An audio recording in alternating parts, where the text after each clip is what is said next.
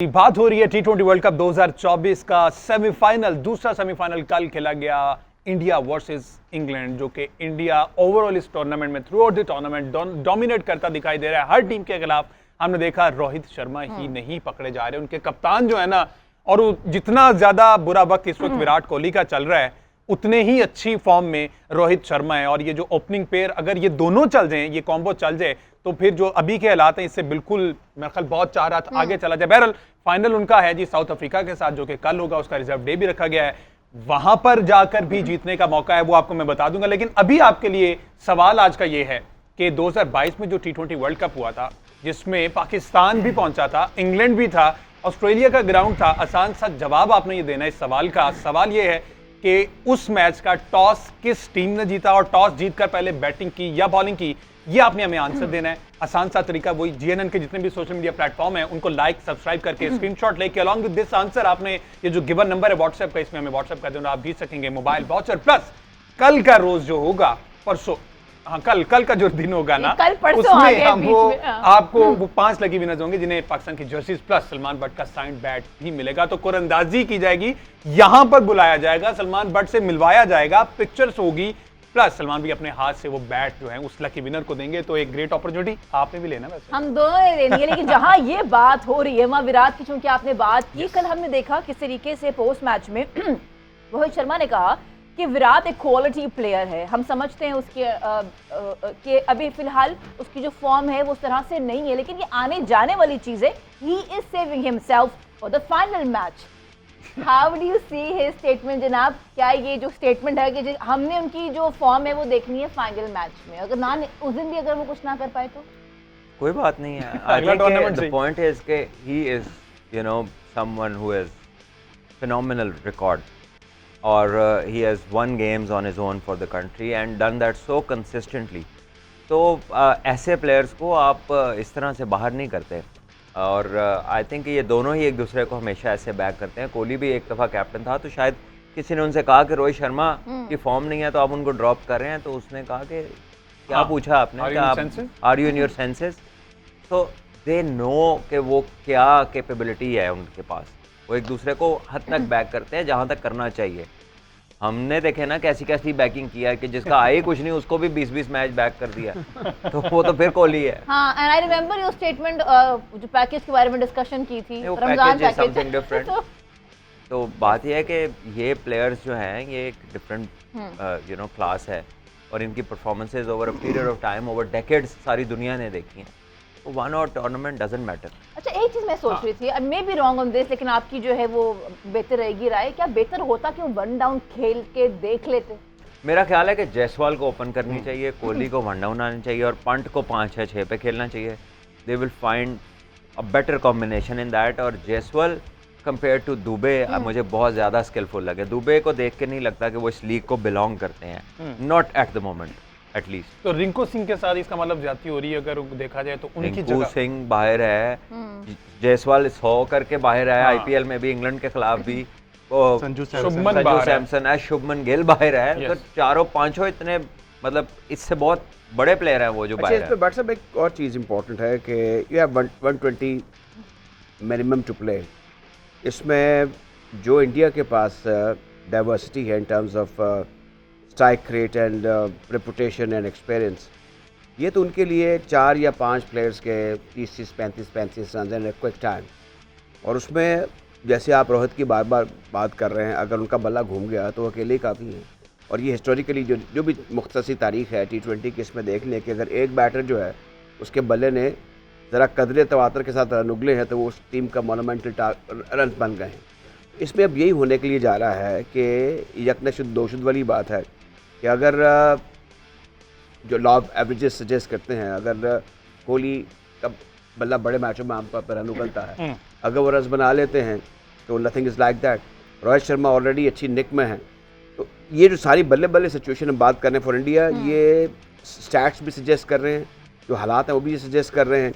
फिर जो अब तक जितने भी हालात रहे हैं, देखें ये पहली मरतबा ऐसा हो रहा है कि 2 ऐसी टीमें फाइनल के लिए क्वालिफाई कर गई हैं जो कि अनडिबेटेड हैं।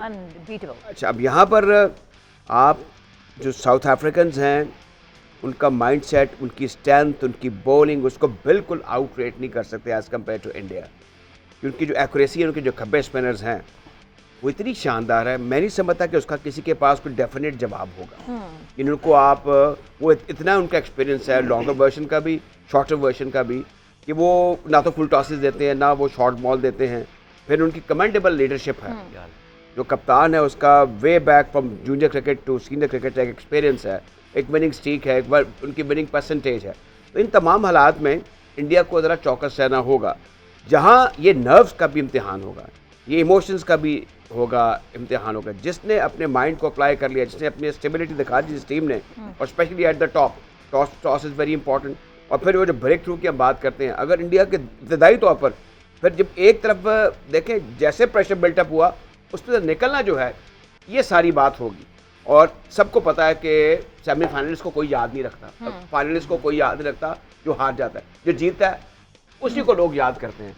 ये केयर अबाउट के जनाब वो रनर्स अप था, लोग भूल जाएंगे।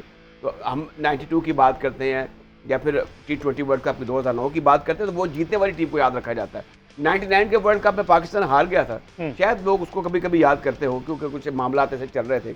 दीगर सूरत में मेरे ख्याल में दोनों टीमों को पता है कि ये एक बड़ा इवेंट था, इसमें मैक्सिमम टीमें थी और हम इसमें जीते या नहीं जीते। जी आगे क्या ऐड कर रहे हैं? हमजा, आपने अभी जो सलमान भाई ने बात की रोहित शर्मा के कॉन्फिडेंस की, कल एक वीडियो वायरल हो रही है सोशल मीडिया पे। रोहित शर्मा ने अपने अगले वाले प्लेयर को कहा कि अरे यार देखिए मैं जो कहता हूँ वो करके दिखाऊंगा। आदिल रशीद को उन्होंने अगली गेंद पे छक्का मार दिया और उसके बाद उन्होंने आंख मारी बैट्समैन को। तो वो इतना उनमें कॉन्फिडेंस है कि वो जो कह रहे हैं वो करके दिखा रहे हैं। तो जो कॉन्फिडेंस वाली बात है, मेरा ख्याल है वो कोहली अगर मेरा ना भी चले ना, उसका पूरा वर्ल्ड कप तो परफॉर्म 0 जा रहा है, अब फाइनल भी ना चले तो मेरा ख्याल है इंडिया को इस मैच में बड़ा मुश्किल होगा रोकना। और फिर हम अगर बॉलिंग की बात करें तो आपने कल देखा होगा जसप्रीत बुमराह ने जिस तरह फिल सॉल्ट को बिल्डअप किया उसको पहला गेंद उन्होंने स्लो मारा, दूसरा गेंद उसको बाउंस इधर थाई पे मारा, तीसरा बॉल उसको स्लो मार के उसको आगे लेके गए और वहाँ पे बोल्ड कर दिया। तो एक कलेक्टिव एफर्ट दिखा रही है इंडियन टीम और उनका इस वक्त कॉन्फिडेंस लेवल इतना स्काई मतलब सूर्या कुमार यादव वाला उनका जो है ना वो कॉन्फिडेंस है।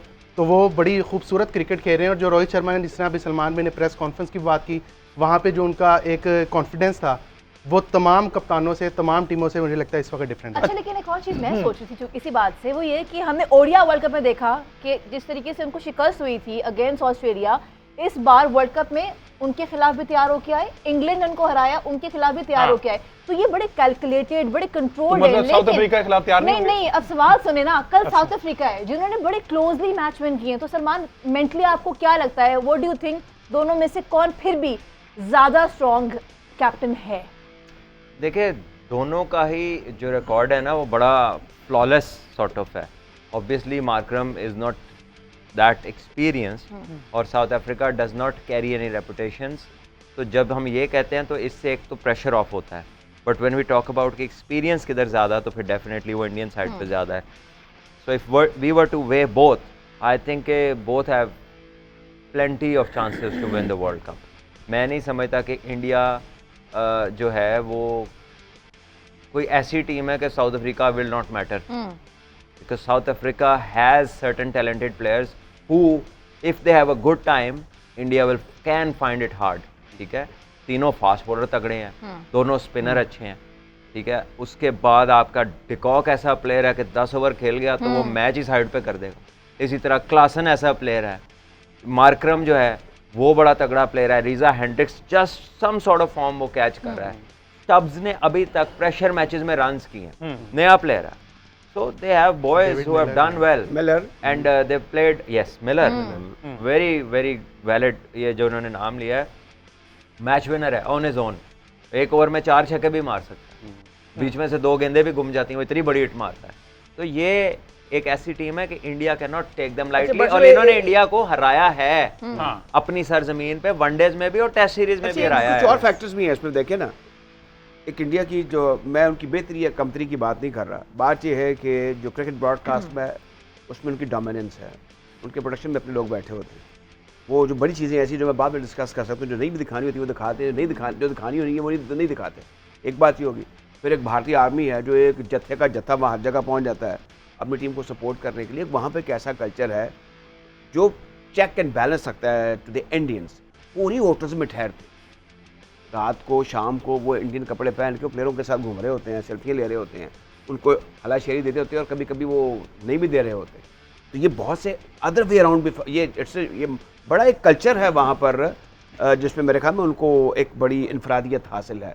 तो इसमें ये चीज़ें जो है ये प्लस समझी जानी चाहिए।